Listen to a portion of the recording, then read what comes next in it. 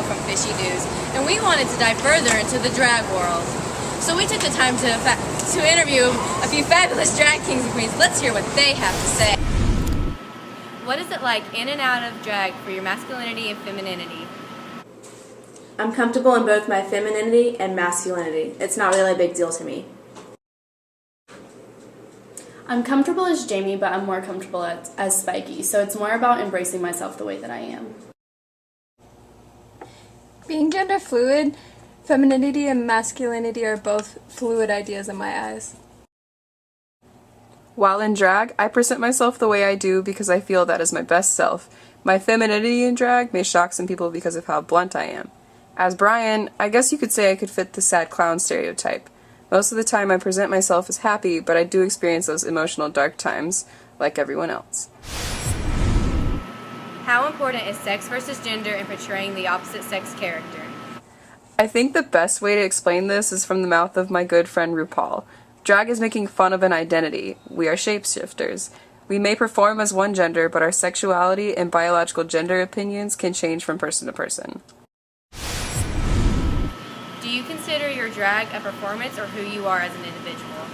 It's more of a performance for me. I like impersonating different celebrities like Johnny Depp and Pitbull. Drag is my way of expressing myself since I felt like I was born in the wrong body, but I do not want a sex change.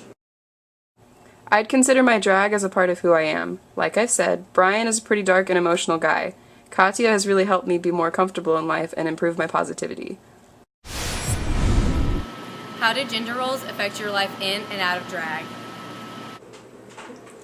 It makes you completely accept gender as something you can poke fun at. Drag is embracing both sides. Gender is such a small part of who we are. Having that kind of acceptance brings out confidence.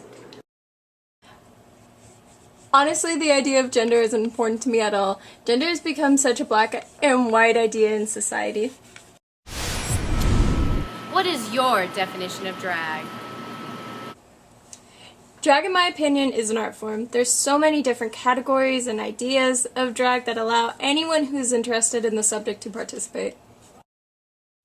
Alright, so not to throw any shade at my girl Chachki, but I think she's perpetrating certain standards for women that perhaps aren't in line with the critique of drag. She has a keen eye and extraordinary fashion sense, but she's displaying an unrealistic form of femininity. My definition of drag is whatever the hell I want to do that day. My ultimate goal is to put drag kings on the map with drag queens and prove that we can be just as fierce and perform alongside them. It's been an intense struggle, but I feel like we've made progress. What different reactions do you receive while in drag?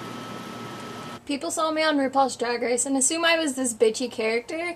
I'm very relaxed in real life, but also very hardworking. What is the difference between doing drag and being transgender? Drag is a performance of gender. Trans men and women is what you identify sexually. Yes, most drag kings and queens are gay, but there are some straight ones out there that just enjoy the art form. Who is your drag character? I'd say my drag character is an over-exaggerated male version of myself. As a kid, I was always called Spiky or Dykey as insults, so I embraced those names and made it a part of my drag. I'm super inspired by vintage models and I really try to embody them. My drag character is a Russian transvestite hooker. Simple as that. Let's take the time to thank our wonderful kings and queens for their insight on drag and gender. Tune in next week as we interview Donald Trump and his opinion of the new season of RuPaul's Drag Race. I'm April O'Neil and stay fishy!